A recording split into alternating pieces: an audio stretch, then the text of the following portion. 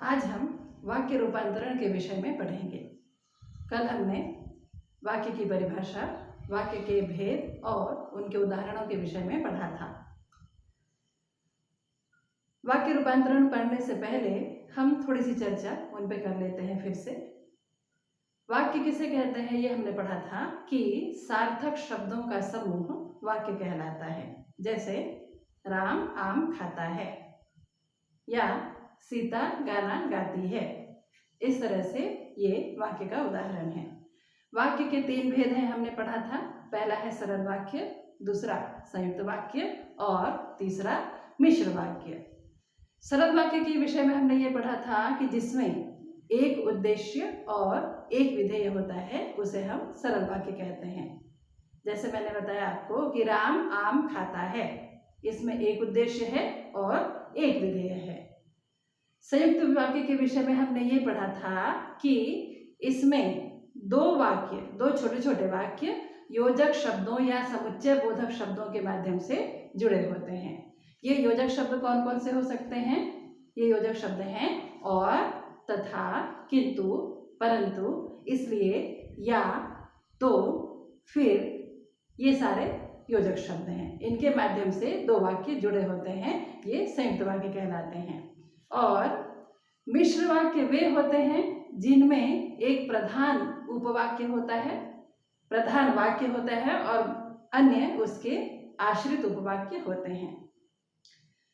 याद रखने के लिए आप इस तरह से इसे याद रख सकते हैं कि सरल वाक्य में एक उद्देश्य एक विधेय, संयुक्त वाक्य में योजक शब्दों का प्रयोग और मिश्र वाक्य जब, तब, जैसे, वैसे, यदि, तो, यद्यपि, तथापि, चूंकि, इसलिए, इस तरह से शुरू होता है। ये मिश्र वाक्य कहलाता है। आइए अब वाक्य रूपांतरण पर आते हैं हम। जैसे सरल वाक्य कोई हमको दिया गया है और उनका हमें संयुक्त वाक्य और मिश्र वाक्य में रूपांतर करना है। सरल वाक्य है, वह घर आकर अपनी माँ से मिला।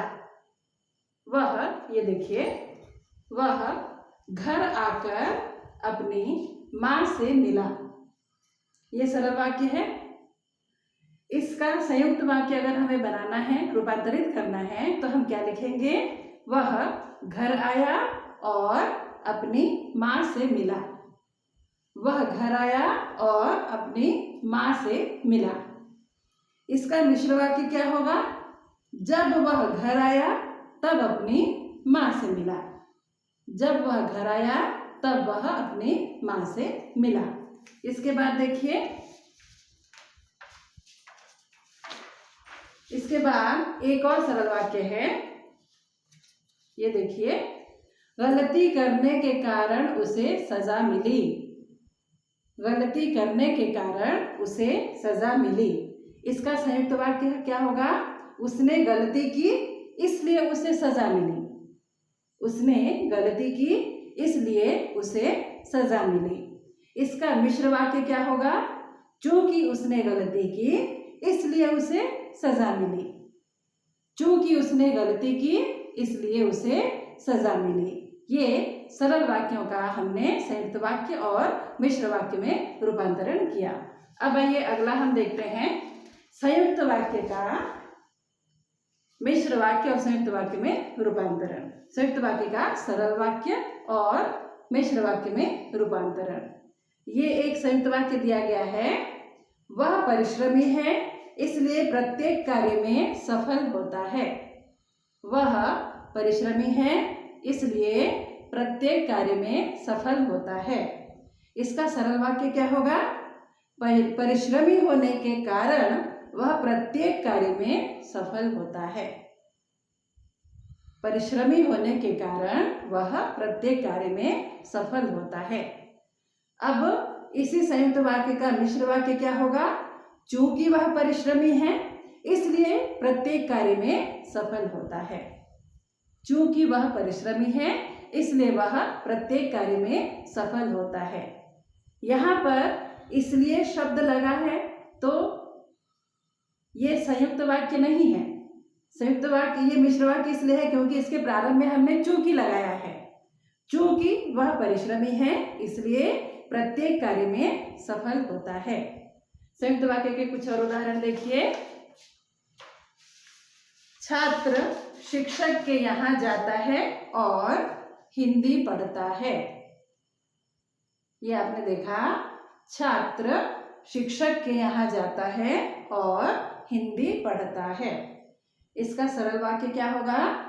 छात्र शिक्षक के यहाँ जाकर हिंदी पढ़ता है। छात्र शिक्षक के यहाँ जाकर हिंदी पढ़ता है।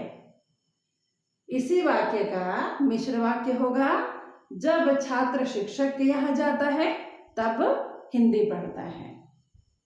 जब छात्र शिक्षक के यहाँ जाता है तब हिंदी पढ़ता है।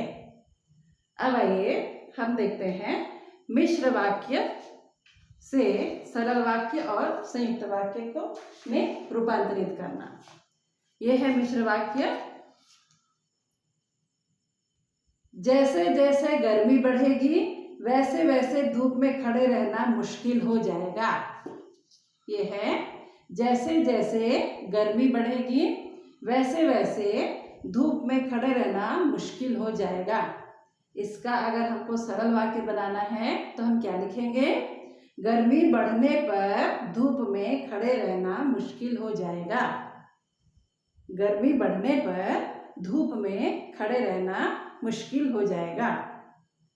इसी मिश्र वाक्य का हम संयुक्त वाक्य बनाएं तो क्या बनाएंगे? गर्मी बढ़ेगी और धूप में खड़े रहना मुश्किल हो जाएगा। गर्मी बढ़ेगी और धूप में खड़े रहना मुश्किल हो जाएगा। कुछ और उदाहरण देखिए। ज्यों ही मैं घर पहुंचा त्यों ही शाम हो गई। ज्यों ही मैं घर पहुंचा त्यों ही शाम हो गई। इसका सरल वाक्य क्या होगा? मेरे घर पहुंचते ही शाम हो गई। मेरे घर पहुंचते ही शाम हो गई। इसी का संयुक्त वाक्य क्या होगा? मैं घर पहुंचा और शाम हो गई। मैं घर पहुंचा और शाम हो गई। इस तरह से हमने आज वाक्य रूपांतरण के विषय में पढ़ा।